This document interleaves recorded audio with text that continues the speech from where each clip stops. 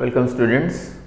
तो आइसोमरिज्म के टॉपिक को हम लोग आगे डिस्कस किया जाए। ज्योमेट्रिकल आइसोमरिज्म डिस्कस कर रहे थे और geometrical isomerism mean cyclic system particularly हम लोग डिस्कस कर रहे थे। ठीक है, तो मेरे ख्याल से आपको बात समझ में आ गई थी कि भाई दो डिफरेंट कार्बन्स की बात कर रहे थे, sp3 हाइब्रिडाइजेशन, और आपके पास ऑप्शन बाहर और अंदर अप या डाउन का ऑप्शन होगा।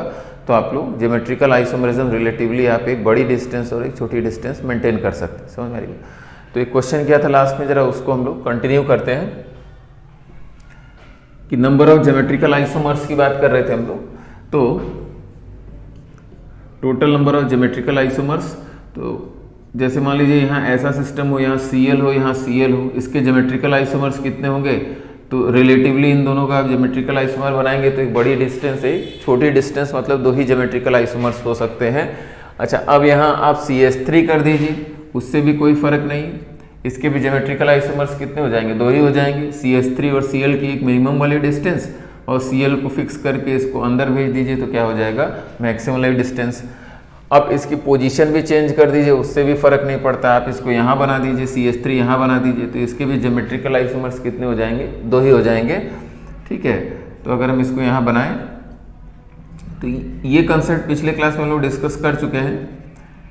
ठीक है, ये आपका Cl हो गया, ये आपका CH3 हो गया। तो रिलेटिवली इनके भी डिस्टेंसेस क्या हो चुकी हैं? कम हो चुकी है। और दूसरा स्ट्रक्चर अगर हमको बनाना है तो यहाँ आपका Cl को आपने फिक्स कर लिया, out of the plane fix कर लिया, और CH3 को हमने इनटू द प्लेन भेज दिया, तो यहाँ डिस्टेंसेस क्या हो गई? मैक्सिमम हो गई। तो बेसिकली ये दोनों क्या हो गए? Geometrical isomers. और एक ऐसी दो ही पॉसिबिलिटी पॉसिबल है। ठीक है, दो ही रिलेटिव डिस्टेंसेस हम लोग को मिल सकते हैं। जैसे अगर हम आपको दोनों को अंदर अगर बना दे, ये CH3 हो गया और यहाँ भी क्या हो गया? Cl हो गया, तो ये दोनों क्या हो गए? आपके सेम हो गए। ठीक है, यानी अप अप का कॉम्बिनेशन और डाउन डाउन का कॉम्बिनेशन क्या होगा? ये सेम हो जाएगा। ठीक है, और दोनों को ही हम बेसिकली क्या कह रहे हैं? सिस कह रहे हैं। तो ये आपका सिस का कॉम्बिनेशन हो गया, या सिस ट्रांस अभी डिफाइन किया जाएगा। और यहाँ हम इसको हम अंदर की तरफ भेज दें Cl, और इसको हम बाहर की तरफ बना दें, तो ये दोनों भी बेसिकली क्या हो चुके हैं? सेम। ठीक है, तो इसका मतलब कहने का कि अप अप का कॉम्बिनेशन हो, सॉरी अप डाउन का कॉम्बिनेशन हो या डाउन अप का कॉम्बिनेशन हो, ये बेसिकली क्या है? सेम। समझ में आ रही बात? ठीक है, तो ये दोनों ही स्ट्रक्चर्स क्या है? रिलेटिव डिस्टेंसेस तो दोनों में सेम है। तो इसका मतलब कोई पूछे इसके नंबर ऑफ ज्योमेट्रिकल आइसोमर्स, तो कितने हो जाएंगे? वो दो ही हो जाएंगे। ठीक है,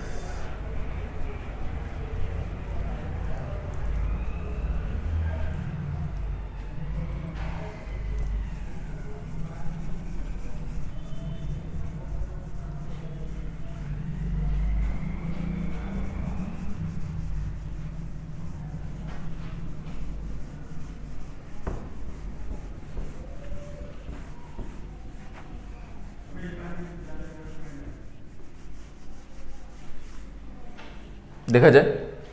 अच्छा, इसके बाद जो आपको क्वेश्चन दिया था, अच्छा एक और क्वेश्चन अगर मान लीजिए हम इस टाइप का दे कि भाई इसके ज्योमेट्रिकल आइसोमर्स बताइए, यहाँ Cl हो गया, यहाँ Cl हो गया, यहाँ Cl हो गया, तो आप कहेंगे यहाँ हाइब्रिडाइजेशन sp2 है, ये Cl बोर्ड के प्लेन में है, यहाँ भी sp2 है Cl बोर्ड के प्लेन में, और यहाँ भी क्या है? sp2 है, Cl क्या है? बोर्ड के प्लेन में है। तो यहाँ ज्योमेट्रिकल आइसोमरिज्म ये कंपाउंड शो नहीं करेगा। समझ में आ रही बात? ठीक है, रिलेटिव चेंज इन डिस्टेंस आप इसमें प्रोड्यूस नहीं कर सकते, तो ये ज्योमेट्रिकल आइसोमरिज्म नहीं शो करेगा।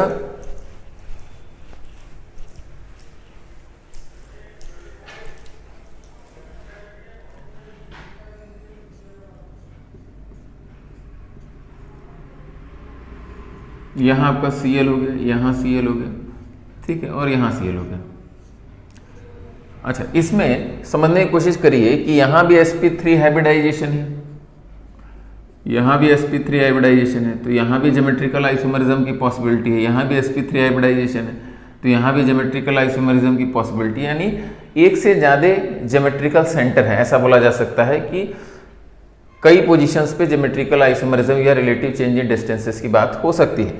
तो इसमें नंबर ऑफ ज्योमेट्रिकल आइसोमर्स पूछ रहा है, तो आप एक तो तरीका ये हो सकता है, ये फर्स्ट हो गया, इसको अगर हम सेकंड बोल दें और इसको थर्ड बोल दें, ठीक है। अच्छा, पहली बात आप ये डिसाइड करेंगे कि क्या ये सिमेट्रिकल स्ट्रक्चर है, नहीं, ये इट इज अनसिमेट्रिकल स्ट्रक्चर। तो सबसे पहले हमने लिख लिया ये अनसिमेट्रिकल है, ये अनसिमेट्रिकल केसेस है। और इसमें जो केसेस बनेंगे, ठीक है, तो केसेस बनाने का तरीका क्या होगा, जैसे सीएल के पास ऑप्शन क्या है, सीएल के पास ऑप्शन है या तो ये बाहर बना सकते हैं तो इसको अप बोलेंगे, या तो अंदर बना सकते हैं तो उसको डाउन बोलेंगे, ठीक है। दो पॉसिबिलिटी है अप या डाउन की। तो इसमें बनाने का जो तरीका होता है, एक पॉसिबिलिटी में हम सबको एक साइड अप अप अप बना दी, एक को फिक्स रखिए हमेशा, ठीक है, इसको हमने फिक्स कर दिया, ये बाहर की तरफ है और इसके रिलेटिव हम डिस्टेंसेस की बात करेंगे। तो अप डाउन अप की पॉसिबिलिटी हो सकती है, अप अप डाउन की पॉसिबिलिटी हो सकती है, और अप डाउन डाउन की पॉसिबिलिटी हो सकती है। ये चार पॉसिबिलिटी होगी, ठीक है। और इसके अलावा इसमें कोई पॉसिबिलिटी नहीं होनी जा रही है। जैसे समझने की कोशिश करिए, अप अप अप, ये आपका बाहर है, बाहर है और बाहर है, सामने से देख रहे हैं, और पीछे से देखेंगे तो यही चीज हमको क्या दिखेगी, डाउन डाउन डाउन दिखेगा। समझ में आ रही बात। तो अप अप अप लिख लिया तो डाउन डाउन डाउन नहीं बनाएंगे। या पहले हम इसको बना के दिखा देते हैं कि एक्चुअल में स्ट्रक्चर्स क्या बने हुए हैं, उसको जरा समझा जाए। तो अप अप अप का मतलब क्या हो गया,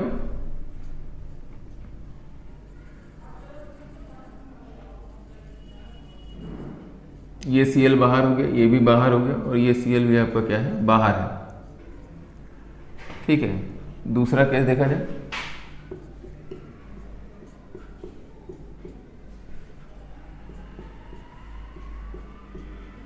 ठीक है, इसको हमने फिक्स कर लिया है। अब दूसरा केस क्या हो गया, अप डाउन अप,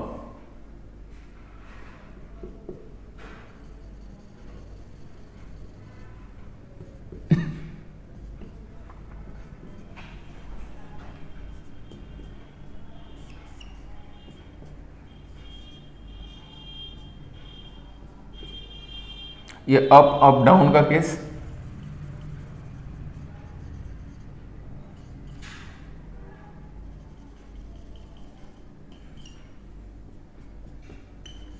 ठीक है। और लास्ट केस हमारा क्या हो गया, अप डाउन डाउन।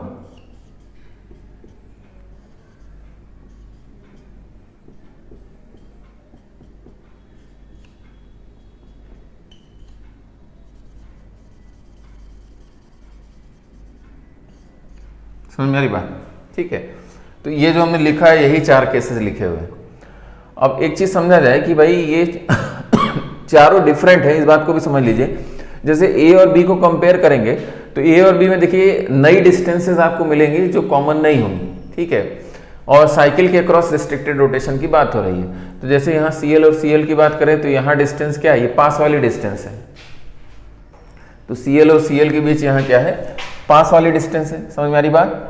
जबकि यहाँ क्या कर दिया आपने, इस सीएल को दूर कर दिया, अंदर भेज दिया, मतलब दूर हो गया, ये बड़ी वाली डिस्टेंस। तो ये वाली डिस्टेंस इसमें तो नहीं दिख रही, ठीक है। और दोनों का यूपीएससी रेंज सेम है, इसका मतलब ये दोनों आपस में क्या है, ज्योमेट्रिकल आइसोमर्स है।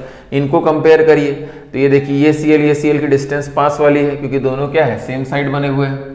जबकि यहाँ क्या है, ये नीचे चला गया, मतलब डिस्टेंस बढ़ गया, ठीक है। तो चाहे आप यहाँ से देख लीजिए, चाहे इनका डिस्टेंस कंपेयर कर लीजिए, तो नई डिस्टेंसेज आपको दिख रही हैं। तो definitely A and C are geometrical isomers. उसी प्रकार से ए और डी या डी और सी को किसी को कंपेयर करेंगे तो आपको एक ऐसी डिस्टेंस मिलेगी जो दोनों में कॉमन नहीं होगी, ठीक है। रिलेटिव चेंज इन डिस्टेंस हो गया across the restricted rotation across the cycle, मतलब दोनों ज्योमेट्रिकल आइसोमर्स हुए, ठीक है। तो ये चारों ज्योमेट्रिकल आइसोमर्स हैं।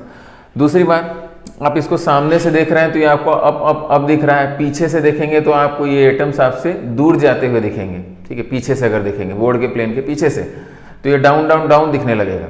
या एक चीज समझने की कोशिश करिए, इसी को पीछे से देखेंगे तो ये डाउन दिखेगा, ये डाउन दिखेगा और ये अप दिखेगा। समझ में आ रही, पीछे से देख रहे हैं तो ये केस क्या हो जाएगा, डाउन अप का केस, सॉरी, ये डाउन हो जाएगा, ये डाउन हो जाएगा, ये अप हो जाएगा। जैसे यहाँ केस देखिए। तो कहने का मतलब कि आपने अप डाउन अप बनाया है और इसको पीछे से देखेंगे तो आपको क्या मिलेगा, डाउन अप डाउन मिलेगा। तो ये दोनों केसेस क्या हैं, सेम केस है। समझ में आ रही बात, ठीक है। तो मॉलिक्यूल को आप सामने से देख रहे हैं, पीछे से देख रहे हैं, तो मॉलिक्यूल क्या है, मॉलिक्यूल एंगल ऑफ फ्यूजन से मॉलिक्यूल चेंज नहीं होगा। किसी मॉलिक्यूल को सामने से देखिए, पीछे से देखिए, साइड से देखिए, मॉलिक्यूल तो वही रहेगा। समझ में आ रही बात? तो ऐसा नहीं कि ये 4 केस सर बनाया और 4 केस और लिख दें, डाउन डाउन डाउन, ठीक है, या ये लिखा हुआ है तो यहाँ डाउन डाउन अप कर दिया, तो डाउन डाउन अप और अप डाउन दोनों ही क्या होंगे?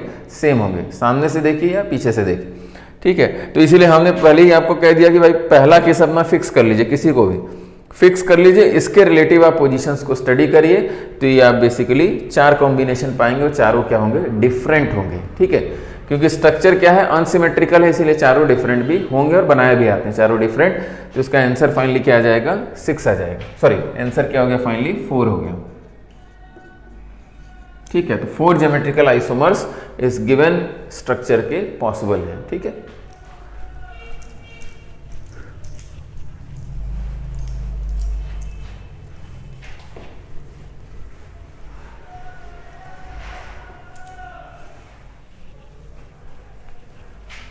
ठीक है, इसी स्ट्रक्चर में जैसे जैसे सिमेट्री आएगी वैसे वैसे केसेस घटने लगेंगे,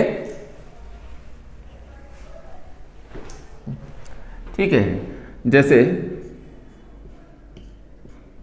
यहां आपका Cl हो गया, यहां Cl हो गया और यहां Cl हो गया, ठीक है। इसके अगर कॉम्बिनेशन आप बनाएंगे इसके ज्योमेट्रिकल आइसोमर्स, तो अगर यहां हम जल्दी से बनाने की कोशिश करें,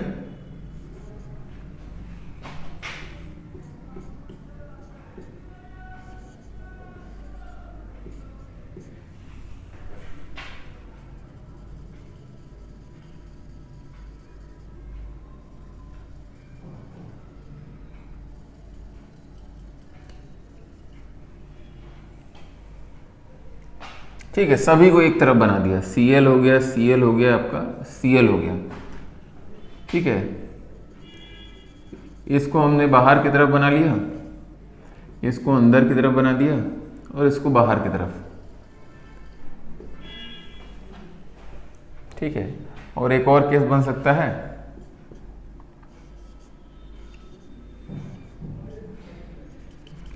दो को हमने बाहर की तरफ कर दिया और एक को अंदर की तरफ कर दिया, ठीक है। कोई कहे कि सर एक और केस बना लीजिए जैसा पिछली बार बनाया था, इन दोनों को अंदर की तरफ बना दीजिए, ठीक है, और इसको बाहर रहने दीजिए। समझ में आ रही बात? ठीक है। तो आप ध्यान से देखेंगे कि ये दोनों केस क्या हो गया? सेम केस हो गया, ये दोनों सेम केस हो गए। समझ में आ रही बात? तो आपका आंसर क्या होगा? ये फर्स्ट हो गया, ये ABC कर लिया जाए, ये A हो गया, ये आपका B हो गया, ये आपका C हो गया, तो आंसर आपका फाइनली 3 आ गया। देखिए यहाँ केसेस क्यों घटे हैं सिमेट्री के कारण, सिंपली समझने की कोशिश करिए कि इसमें अगर पॉसिबिलिटी की बात करें तो 3 को एक तरफ बना दिया, ठीक है। अब आपके सामने ऑप्शन बचा कि 2 एक तरफ, एक अपोजिट साइड, तो इन दोनों को आपने एक तरफ बनाया, इन दोनों को एक तरफ बनाया, चाहे बाहर बना लीजिए चाहे अंदर बना लीजिए। तो इन दोनों को सपोज बाहर बना लिया, वो केस देखिए, और इसको अंदर भेज दिया, ये एक रिलेटिव अरेंजमेंट पॉसिबल है। और इसमें एक और पॉसिबिलिटी है कि 2 लगातार को एक तरफ, एक को अपोजिट साइड, तो 2 लगातार को एक तरफ, एक को अपोजिट साइड, 2 लगातार को एक तरफ कर दिया, एक को अपोजिट साइड कर दिया। समझ में आ रही बात? तो 2 लगातार कोई भी ले लीजिए, ठीक है, 2 लगातार आप इसको ले लीजिए चाहे इसको ले लीजिए, तो सिमेट्रिकल स्ट्रक्चर है। समझ में आ रही बात? तो ये दोनों क्या हो जाएंगे? सेम हो जाएंगे, ठीक है। तो जैसे इससे पहले जो केसेस कर रहे थे, up up up, up down up, up down down, ठीक है, और अप अप डाउन कर रहे थे। समझ में आ रही बात? तो इसमें कौन से 2 केसेस सेम हो गए? ये अलग है, ठीक है, अप डाउन अप ये अलग है, ठीक है, अप डाउन अप ये अलग हो गया। लेकिन अप डाउन डाउन, यानी ये देखिए अप डाउन डाउन हो गया या अप अप डाउन हो गया, अप अप डाउन हो गया, ये दोनों केस क्या हो जाएंगे? सेम हो जाएंगे, क्योंकि किनारे से कोई 2 या किनारे से कोई 2, तो इसको लीजिए चाहे इसको लीजिए, कोई फर्क नहीं पड़ेगा। रिलेटिव अरेंजमेंट दोनों का सेम है, दोनों ही मॉलिक्यूल्स क्या है, दोनों ही मॉलिक्यूल्स क्या हो जाएंगे? ज्योमेट्रिकल आइसोमर्स नहीं होंगे। समझ में आ रही बात? तो इसका मतलब आपका आंसर यहाँ क्या हो गया? ये सेम हो गया, ठीक है, ये geometric, they are not geometrical isomers, तो इसका मतलब आंसर क्या हो गया? आपका 3 हो गया। कोई एक ले लीजिए तो आपका आंसर 3 हो गया। समझ में आ रही बात? तो सिमेट्री होगा तो केसेस आपके घट जाएंगे, तो स्ट्रक्चर सिमेट्रिकल था, ये समझ में भी आ रहा था, तो बिल्कुल केसेस कॉमन होंगे।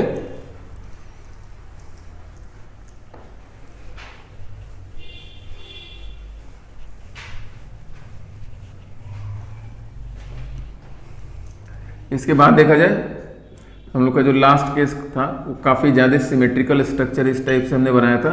तो ये तो बड़ा ही सिमेट्रिकल स्ट्रक्चर है, तो इसमें दो ही अरेंजमेंट पॉसिबल है, ठीक है। अब डायरेक्ट अगर हम बनाएं तो एक पॉसिबिलिटी ये है कि सबको एक तरफ बना लीजिए,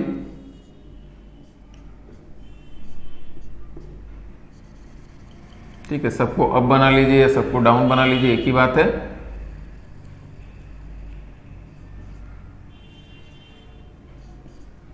और दूसरी पॉसिबिलिटी क्या है, दो एक तरफ और एक क्या है अपोजिट साइड,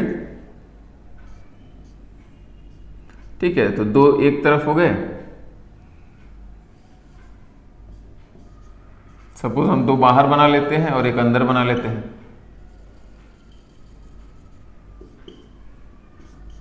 ठीक है। अब फिर से समझने की कोशिश करिए, तीनों एक तरफ एक पॉसिबिलिटी हुई और दो एक तरफ एक अपोजिट साइड। अब दो इन दोनों को लीजिए, इन दोनों को लीजिए, इन दोनों को लीजिए, कोई फर्क उससे नहीं पड़ने जा रहा है क्योंकि ये सिमेट्रिकल स्ट्रक्चर है।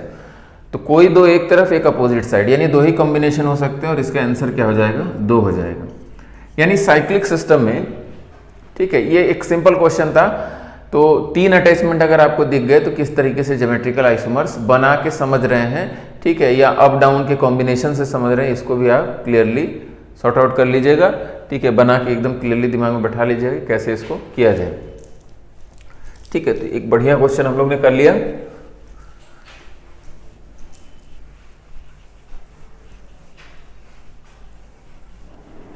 ठीक है, अब हम लोग लिखते हैं nomenclature of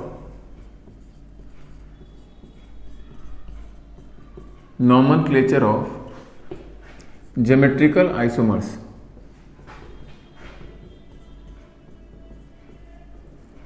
nomenclature of geometrical isomers. तो कई प्रकार से ज्योमेट्रिकल आइसोमर्स के नॉमेनक्लेचर का तरीका डेवलप किया गया है। तो पहला होता है cis and trans.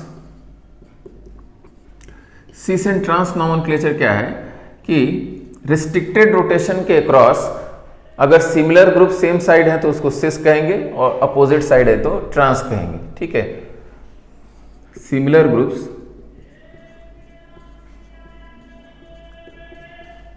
On same side across restricted rotation, across restricted rotation, then cis, and if on opposite side,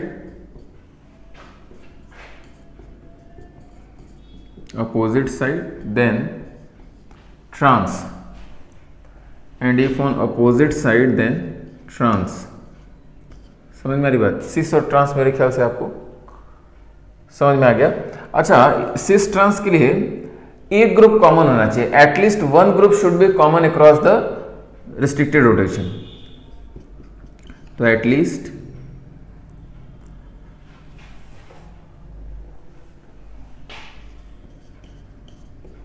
one group should be common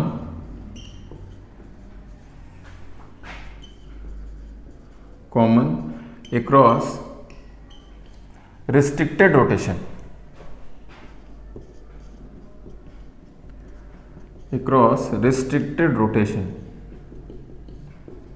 ठीक है। एटलीस्ट वन ग्रुप क्या होना चाहिए, कॉमन होना चाहिए।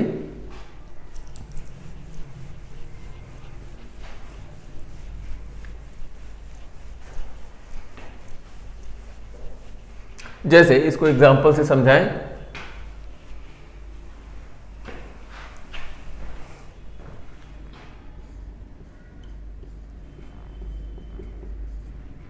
यहां आपका CH3 हो गया, यहां आपका H हो गया, H हो गया।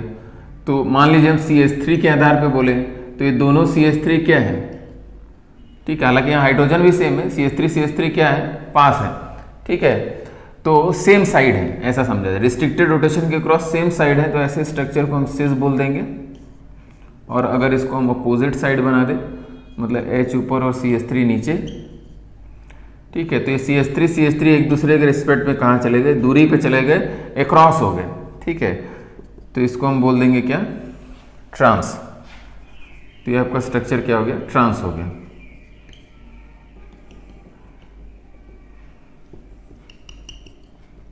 ठीक है, और भी एग्जांपल अगर देखा जाए, यहाँ मान लीजिए फ्लोरीन हो गया, यहाँ क्लोरीन हो गया और यहाँ ब्रोमीन हो गया। तो अगेन इसमें आप देखेंगे ध्यान से, तो आप फ्लोरीन के आधार पे बोलेंगे, बाकी क्लोरीन ब्रोमीन के आधार पे नहीं। तो फ्लोरीन के आधार पे स्ट्रक्चर क्या हो गया, तो यही बोला कि भाई at least one group should be common across the restricted rotation. तो स्ट्रक्चर क्या हो गया, सिस हो गया, या इस टाइप से फ्लोरीन हो गया, और यहाँ आपका ब्रोमीन हो गया। तो आपने हाइड्रोजन के आधार पर इस स्ट्रक्चर को क्या बोल दिया, ट्रांस बोल दिया। समझ में आ गई बात? या साइक्लिक सिस्टम में हम ऐसा कुछ बनाने की कोशिश करें,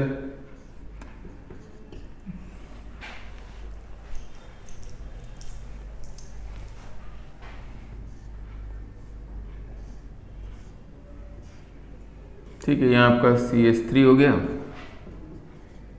यहाँ H हो गया, ठीक है, और यहाँ Br हो गया, ठीक है। तो ये रिलेटिव एक पोजीशन दिखाने का तरीका होता है साइक्लिक सिस्टम में। तो रिलेटिवली हम CH3 को क्या दिखा रहे हैं, अपोजिट साइड दिखा रहे हैं। तो ये CH3 के आधार पर स्ट्रक्चर्स, इसको क्या बोलेंगे हम, ट्रांस बोलेंगे, ठीक है। ब्रोमीन हाइड्रोजन के आधार पर नहीं, तो स्ट्रक्चर क्या हो गया, ट्रांस हो गया।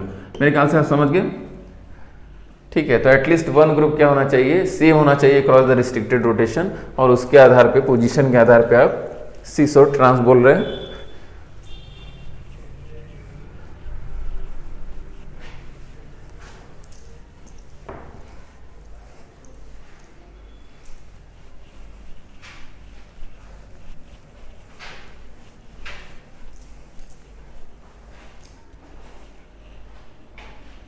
ठीक है, दूसरा जो सिस्टम है वो आपका आता है syn and anti. Syn and anti nomenclature. Syn and anti nomenclature. अब इसमें तरीका क्या है, it is applicable in oximes and azo compounds. It is applicable in oximes and azo compounds. अब ऑक्साइम्स क्या होते हैं जरा समझा जाए। जहां भी आपको डबल बॉन्ड NOH ऐसा अटैचमेंट दिखेगा, ठीक है, यहां इस टाइप से बना दिया, तो ये जो बेसिकली ग्रुप है इसको हम ऑक्साइम बोल रहे हैं। और N डबल बॉन्ड N, ठीक है, ऐसे लिंकेज को हम लोग क्या बोल रहे हैं, N डबल बॉन्ड N के लिंकेज को एजो लिंकेज, ठीक है। तो ये आपके क्या हो गए, एजो कंपाउंड्स हो गए, ठीक है, ऑक्साइम्स हो गया और एजो कंपाउंड्स हो गया। तो इनमें जो बेसिकली ज्योमेट्रिकल आइसोमरिज्म होगा वो किस कैटेगरी में आएगा, आपका सिन और एंटी नोमेनक्लेचर की कैटेगरी में आएगा।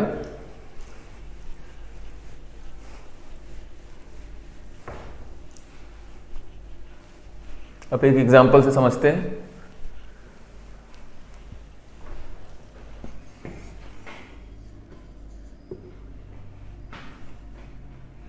एग्जाम्पल क्या हो गया, C डबल बॉन्ड N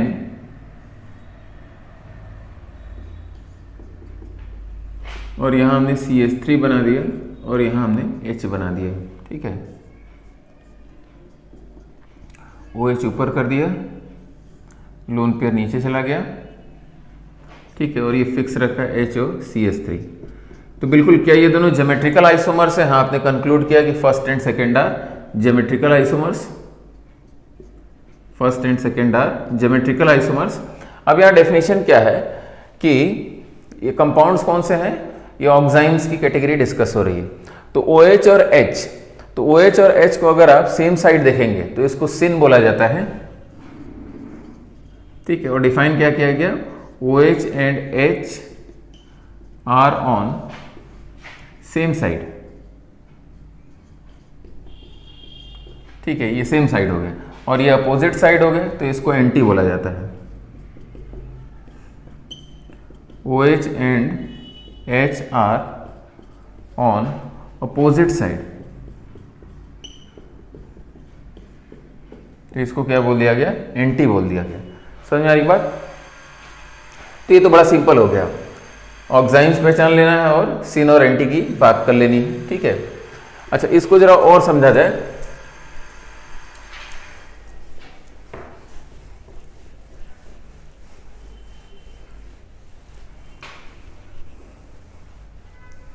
अगर एक जनरलाइज हम रिएक्शन लिखें तो RC डबल बॉन्ड O, यहाँ आपका H हो गया। ठीक है, और यहाँ एक रिएक्शन लिखे NH2OH का, NH2OH। ठीक है, इसको हाइड्रोक्सिल अमीन बोला जाता है, हाइड्रोक्सिल अमीन। ठीक है, अगेन मैकेनिज्म ये सब हम लोग बाद में देखेंगे, 12th में जब पढ़ेंगे। एक रिलेटिव समझने की कोशिश करिए कि यहाँ से अगर आप H2O निकाल दें, यहाँ से आप H2 निकाल दीजिए और N को डबल बॉन्ड से जोड़ दीजिए, किससे? कार्बन से। और ये रिएक्शन किसके साथ लिख रहे हैं? एल्डिहाइड। ठीक है, तो जो आपका प्रोडक्ट बनेगा कुछ इस प्रकार का, RC double bond O double bond N, और यहाँ क्या हो गया? आपका H हो गया। ठीक है, और यहाँ पॉसिबिलिटी क्या हो जाएगी? ठीक है, यहाँ OH लिख लिया हमने, OH लिख दिया, और यहाँ क्या है? लोन पेयर है, sp2 हाइब्रिडाइजेशन है। ठीक है, तो ये एल्डिहाइड हाइड्रोक्सिल अमीन से रिएक्शन करके ऐसा सिस्टम बना है, C डबल बॉन्ड NOH का सिस्टम बना है, जिसको हम ऑक्साइन नाम दे रहे थे। ठीक है, तो इसको अब नाम दे देंगे, क्योंकि एल्डिहाइड से बना है तो एल्डोक्साइन।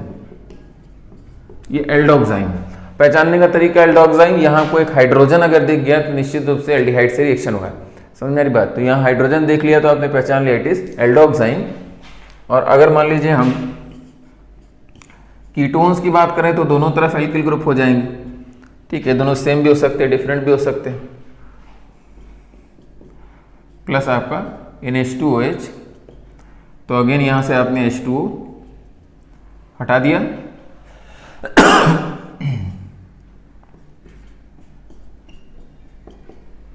और यहां क्या हो गया? R' हो गया, और यहां आपका OH। तो इसको क्या बोलेंगे? क्योंकि ये कीटोन से बना हुआ है, कीटोन, ये -H2O करके बना रहे हैं, और ये आपका हाइड्रोक्सिल अमीन,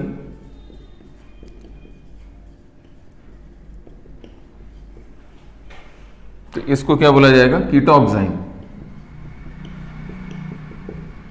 यानी ऑक्साइम्स की बात करें तो वो भी दो प्रकार के होते हैं। यहाँ H देख लिया आपने तो एल्डोक्साइम, और H नहीं है, दोनों तरफ एल्किल ग्रुप से, तो क्या हो जाएगा? कीटोक्साइम।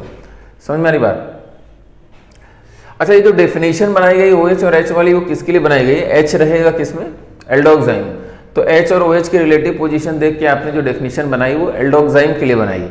समझे? एल्डोक्साइम में सिन और एंटी डिफाइन किया, या इसको और स्पेसिफाई करते हैं।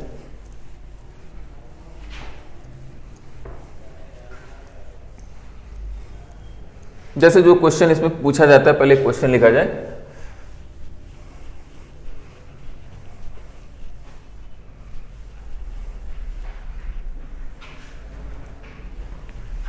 लिखिए,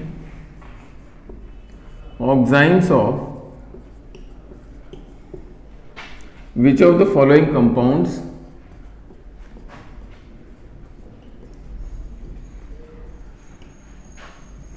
which of the following compounds will show geometrical isomerism? Oximes of which of the following compounds will show geometrical isomerism? तो आपके options HCHO formaldehyde,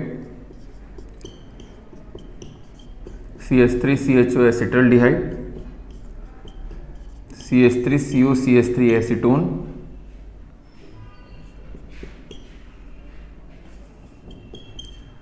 CH3 CH2 CO CH3, या PHCOCH3 इस टाइप के ऑप्शन हो, ठीक है। तो क्वेश्चन का मतलब समझा जाएगा पहले। तो ये आपका फॉर्मल्डिहाइड,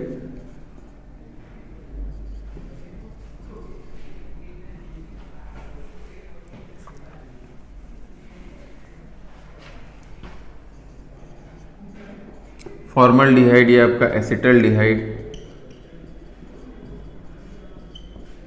ये आपका एसीटोन हो गया, ये मिथइथप्रोब्यूटेनोन हो गया, ठीक है। ये आपका एसिटोफिनोन हो गया,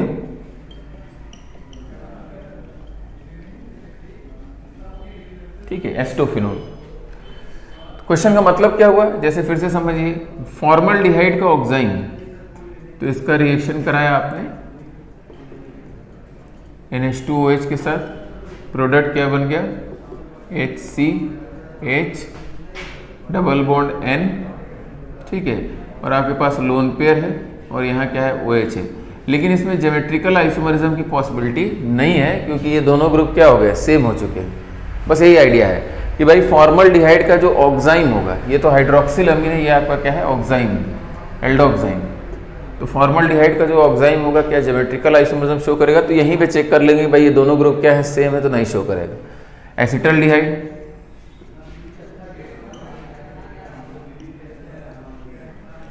ठीक है, NH2OH के साथ रिएक्शन कराया, तो बिल्कुल इसमें ज्योमेट्रिकल आइसोमरिज्म हो जाएगा।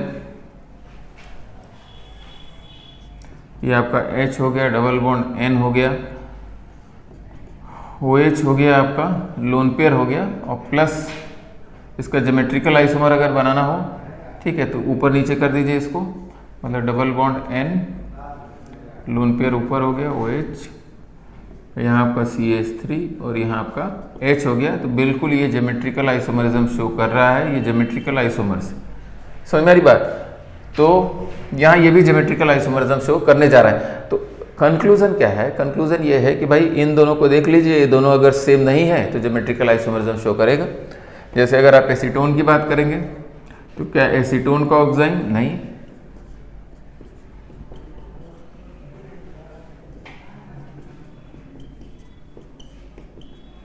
ठीक है। तो आपका स्ट्रक्चर क्या बना, जो आपका कीटो ऑक्साइन बना, डबल बॉन्ड NOH, और ये दोनों ग्रुप क्या हो गए, सेम हो गए, तो इसमें ज्योमेट्रिकल आइसोमरिज्म की पॉसिबिलिटी नहीं बची। समझ में आ गई बात। तो ये तो नहीं शो करेगा। यहाँ देखा जाए तो यहाँ दोनों, एक तरफ ऊपर इथाइल है और दूसरी तरफ क्या है, मिथाइल है, तो बिल्कुल ये ज्योमेट्रिकल आइसोमरिज्म शो कर जाएगा, ठीक है। यहाँ देखा जाए तो यहाँ भी डबल बॉन्ड O और यहाँ क्या है आपका मिथाइल है, तो बिल्कुल यहाँ भी दोनों क्या है, डिफरेंट है, तो इसका जो ऑक्साइन बनेगा वो ज्योमेट्रिकल आइसोमरिज्म शो करेगा। तो मेरे ख्याल से क्वेश्चन का मतलब आप लोग समझ गए कि ऑक्साइन of each of the following compounds will show geometrical isomerism. ऐसे क्वेश्चन आप लोग कर ले जाएंगे। थोड़ा सा इनडायरेक्ट पूछता है, ठीक है, डायरेक्ट वहां अगर बना के पूछे तो आप कर ही ले जाएंगे, तो इनडायरेक्ट का क्या मतलब हुआ वो भी आप आइडिया कर लीजिएगा।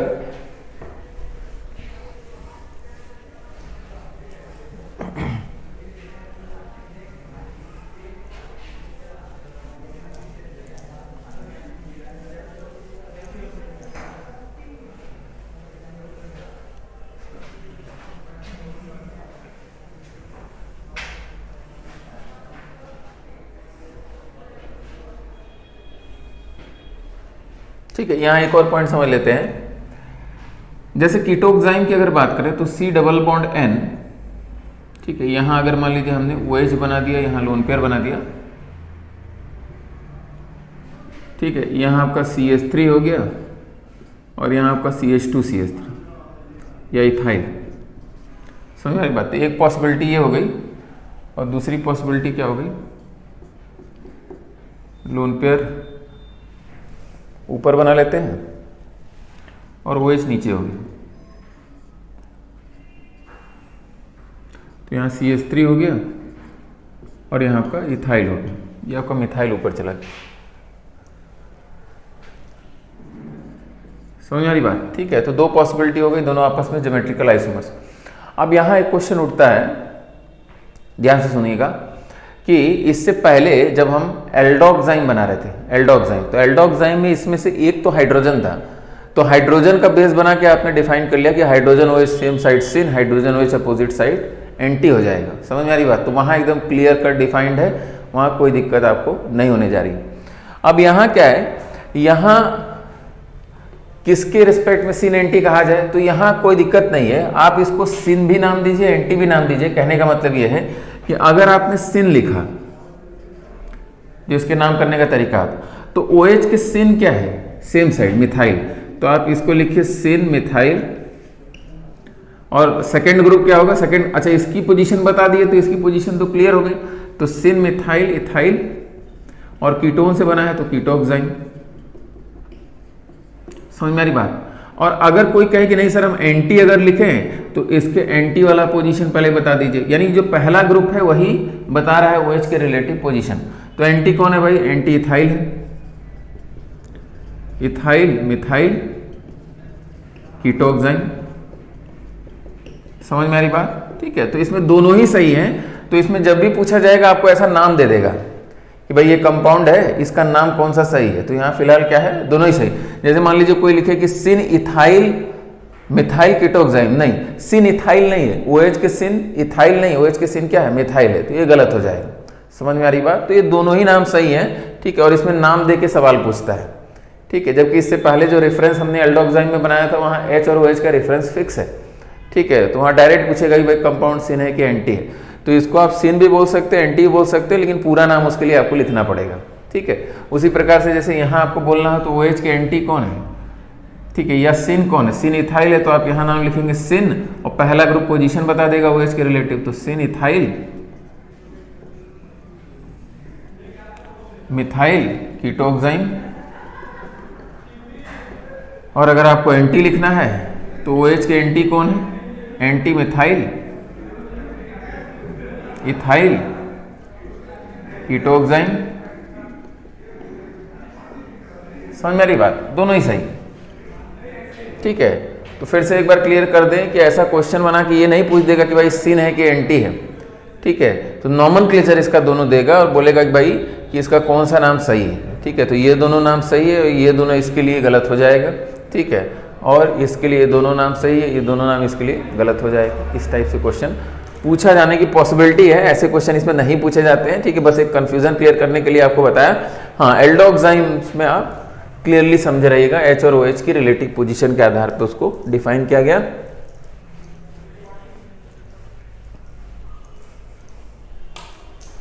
ठीक है, चलिए इसके बाद हम लोग जो तीसरा सिस्टम है, capital E and capital Z nomenclature, ठीक है, EZ नोमेनक्लेचर इसको बोला जाता है। तो इसमें कैपिटल E स्टैंड्स फॉर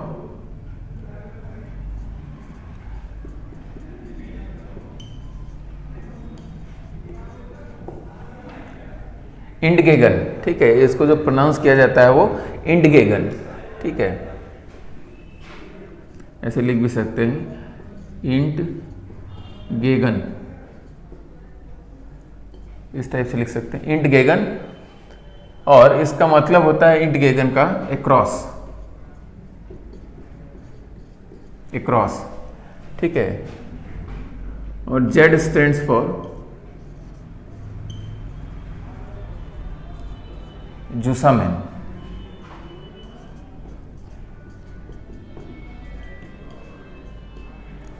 ठीक है, Z स्टैंड्स फॉर जुसामेन। तो इंडगेगन एंड जुसामेन, तो इसका मतलब होता है टुगेदर,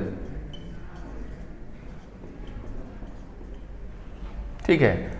तो इंडगेगन स्टैंड्स फॉर अक्रॉस एंड जुसामेन स्टैंड्स फॉर टुगेदर।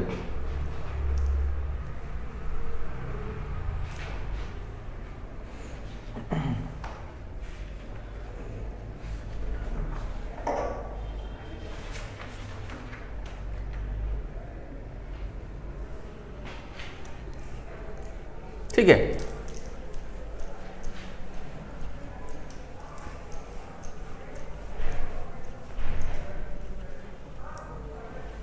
अब यहां बेसिकली, अच्छा E एंड Z बेसिकली क्या है, ये IUPAC सिस्टम का नोमेनक्लेचर, IUPAC ठीक है, IUPAC सिस्टम ये बड़ा जनरलाइज्ड है, हर जगह आप EZ की बात कर सकते हैं। ठीक है, अब इसको पहले लिख लेते हैं कि अब इसमें प्रायोरिटी डिसाइड की जाती है। हायर प्रायोरिटी का ग्रुप, लोअर प्रायोरिटी का ग्रुप, जिसकी प्रायोरिटी ज़्यादा होती है उसको 1 दे दिया जाता है, जिसकी प्रायोरिटी कम होगी उसको 2 नंबर दे देंगे। ठीक है, और डिफाइन क्या किया जाता है कि अगर हायर प्रायोरिटी के ग्रुप सेम साइड है अक्रॉस द रिस्ट्रिक्टेड रोटेशन तो उसको हम लोग क्या बोलेंगे, Z बोलेंगे, और अगर अपोजिट साइड है मतलब अक्रॉस है तो उसको क्या बोला जाएगा, E बोला जाएगा। तो डिफाइन कर लेते फिर समझा जाएगा। If groups of higher priority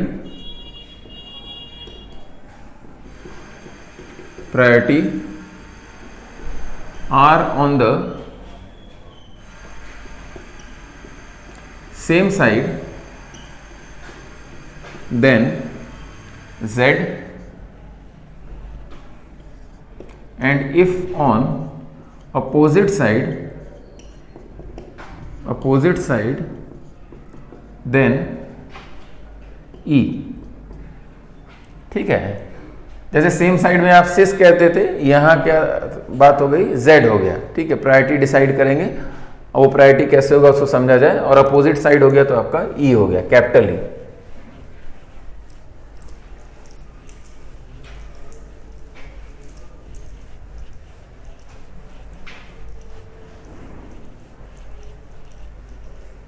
ठीक है, प्रायोरिटी कैसे डिसाइड होती है, रूल्स लिख लेते हैं, फिर नेक्स्ट क्लास में इसको एक्सप्लेन करेंगे। तो CIP rule for priority, CIP rule for priority. तो इसमें पहला रूल होता है atom directly attached with the, नहीं, पहला रूल क्या लिखा जाए, higher the atomic number, higher will be priority।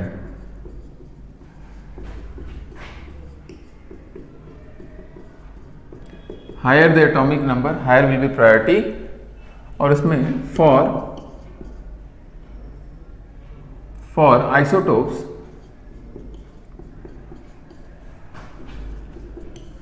atomic mass will be considered, atomic mass will be considered। For isotopes atomic mass will be considered। दूसरा rule होता है atom directly attached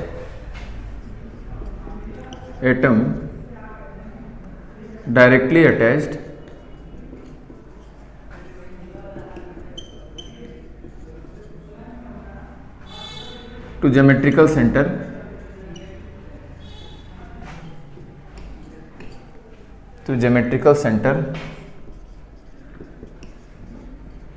is considered first। ठीक है, पहले उसको consider करेंगे, और अगर मान लीजिए फैसला नहीं हो पाया, ठीक है, if decision not possible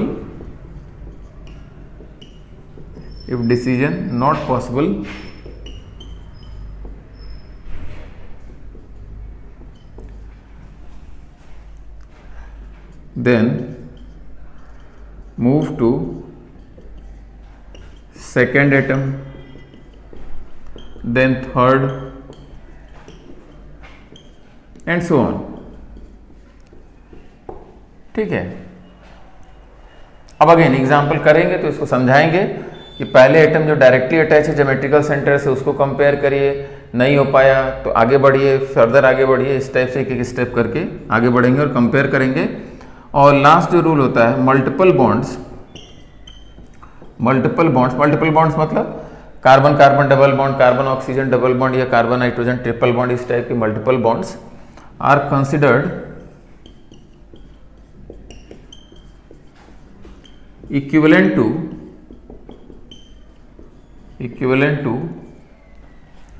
equal number of single bonds. ठीक है, तो मल्टीपल बॉन्ड्स को equivalent number of single bond में कन्वर्ट किया जाता है, फिर कंपेयर किया जाता है। ठीक है, तो मेरे ख्याल से आप पहले रूल इतना लिख लीजिए और नेक्स्ट क्लास में हम लोग ढेर सारे एग्जाम्पल 8-10 करके इस चीज़ को समझ लिया जाएगा कि भाई ईजेड नोमेनक्लेचर कैसे किया जाता है, इंपॉर्टेंट है, ठीक है। तो इसको समझ लिया जाएगा, फिर आगे हम लोग ज्योमेट्रिकल आइसोमरिज्म में और भी केसेस देखेंगे, ठीक है। चलिए ठीक है, थैंक यू।